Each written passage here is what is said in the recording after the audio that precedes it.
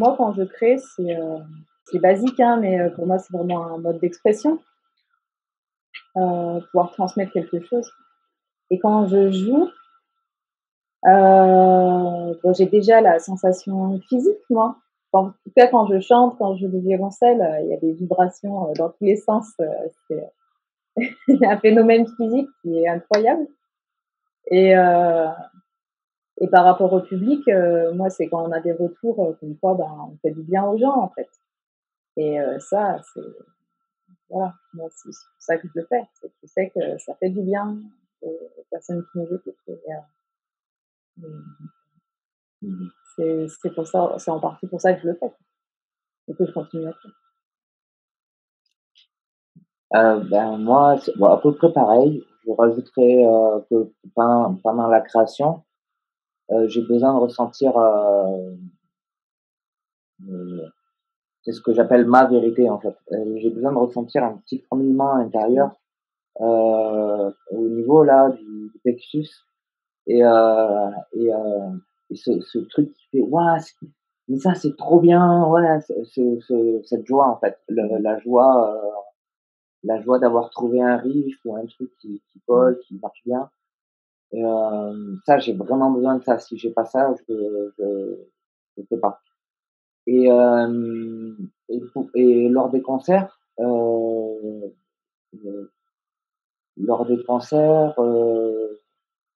moi j'ai toujours la crainte, est-ce que ça va plaire autant que ça m'a plu? C'est un peu le problème de vouloir plaire en fait. Mais bon, c'est toujours au début quand on vient de composer un morceau et qu'on le sort pour la première fois. Après, je l'ai plus cette réflexion-là, mais c'est vrai qu'au début, il y a toujours ce petit truc d'ego qui taquine le cerveau et qu'on met vite de côté. C'est intéressant. Et puis là, ce qu'on a appris récemment, c'est quelque chose que qu'en 20 ans de musique, moi, j'avais jamais appris. Pourtant, ça paraît clair, mais c'est quand on est sur scène, on ne doit pas être compositeur ou auteur, on doit être interprète. Donc même si c'est notre propre musique, on doit apprendre à interpréter notre propre musique. Et ça, eh ben ça, moi j'avais jamais fait. Et on a fait une résidence exprès avec un coach scénique qui nous a appris, une coach scénique qui nous a appris euh, comment y accéder à ça. Et ça nous a fait un bien fou, quoi. Parce que c'est vrai que moi, en tant que compositeur, auteur, je me mets derrière mon instrument, je fais mon truc, ça plaît pas. Bon, voilà. Et l'interprète, eh ben, on est obligé corporellement et d'aller d'aller impliquer le public et nous-mêmes aussi, de s'impliquer nous-mêmes. Et en s'impliquant nous-mêmes, on implique aussi le public. Et ça, c'est super dur. C'est super dur, mais c'est un chouette travail. C'est un chouette travail. Ça nous fait bien transpirer. Ah ouais, ouais, c'est cool, c'est trop bien. Et du coup, ça reprend un petit peu ce que vous venez de dire aussi, mais parler de joie et aussi de faire du bien. Qu'est-ce que vous cherchez à transmettre quand vous jouez?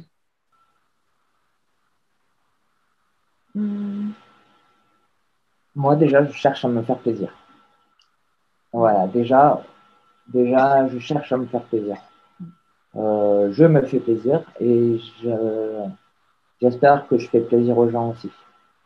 Mais d'abord, je cherche à me faire plaisir parce que ben, la scène, euh, moi, quand j'étais au collège et au lycée, j'écoutais en boucle Metallica. Et dans ma tête, j'étais le Kurt Hammett, le guitariste. Et je m'imaginais sur scène à sa place, j'avais des frissons, j'étais comme un fou. Et après j'enlevais les oreillettes, j'étais remoi. Et du coup j'ai espéré aller sur scène pendant des années. Et maintenant qu'on peut en faire des scènes petites, moyennes, grandes, je sais pas si on en a fait, mais en tout cas, c'est chaque fois c'est du plaisir. C'est c'est ça, c'est plaisir. Ouais. Ouais.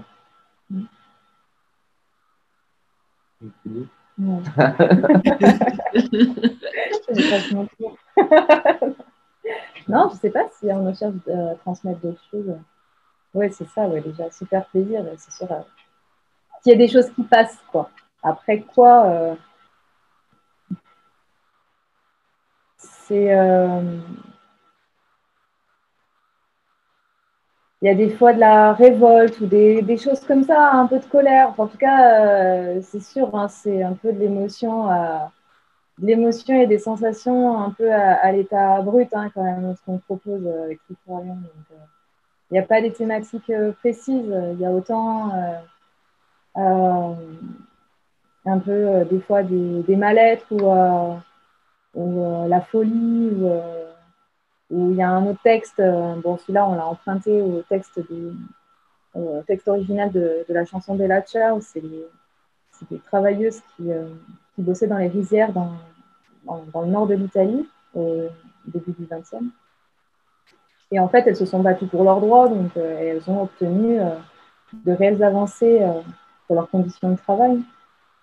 Voilà, après, il y a autant une chanson en mémoire d'une nana qui est partie bien trop tôt. Voilà, et nous, on la connaissait pas tant que ça, mais on avait ressenti un peu l'aura qu'elle pouvait avoir auprès de ses proches, et on a vu le désespoir de ses proches, en fait, de la voir partir aussitôt, aussi brusquement. Voilà, il y a plein de choses, affronter ses peurs aussi. Il y a, dans l'ensemble, il y a pas mal d'optimisme, quoi. C'est toujours optimiste, en fait, même si tout le texte ou toute la musique, il y a on va le dire souvent, ouais, c'est un peu triste ce que vous faites et tout. Ouais, mais il faut voir toujours, il y a toujours un rebond à la fin.